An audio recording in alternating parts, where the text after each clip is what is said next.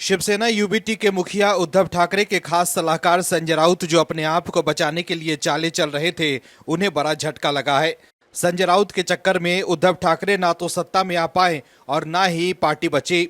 संजय राउत ही वो थे जिनकी वजह से 2019 के विधानसभा चुनाव के बाद उद्धव ठाकरे ने बीजेपी से नाता तोड़कर कांग्रेस और शरद पवार की एनसीपी से हाथ मिला लिया था।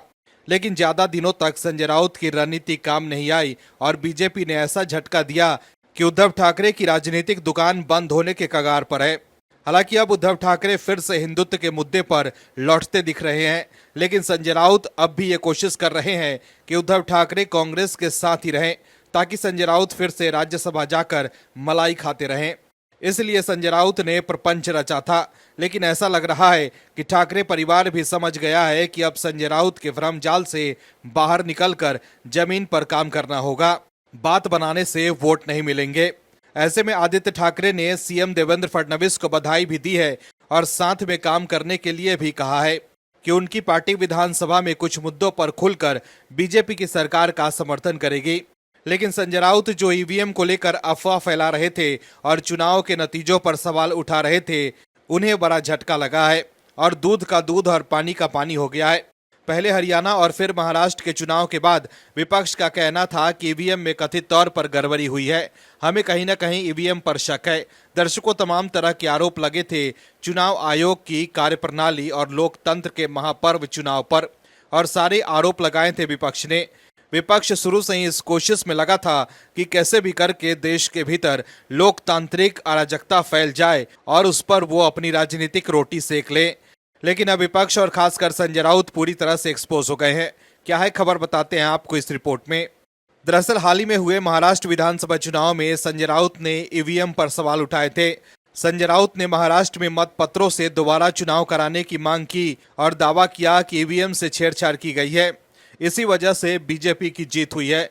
लेकिन हाल ही में हुए महाराष्ट्र विधानसभा चुनाव में ईवीएम और वीवीपैट के साथ डाले गए कुल मतों के आंकड़े के मिलान में कोई खामी नहीं पाई गई। महाराष्ट्र के मुख्य निर्वाचन अधिकारी के ट्वीट के मुताबिक हर विधानसभा क्षेत्र में औचक रूप से सिलेक्ट की गई 5 वीवीपैट पर्चियों को ईवीएम की संबंधित कंट्रोल यूनिट में दर्ज वोटों के साथ मिलाया गया था। बताया जा रहा है कि 288 विधानसभा क्षेत्रों में 1440 वीवीपैट पर्चियों की जांच की गई थी।